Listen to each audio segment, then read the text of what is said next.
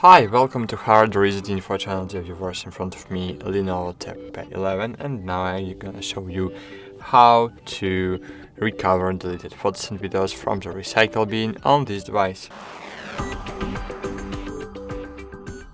So firstly, just open the photo application and let's remove the photo to recover it later.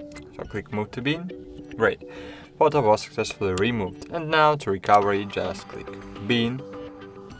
Here you will see the list of all removed photos and videos. For example, I will remove several photos right now to show you.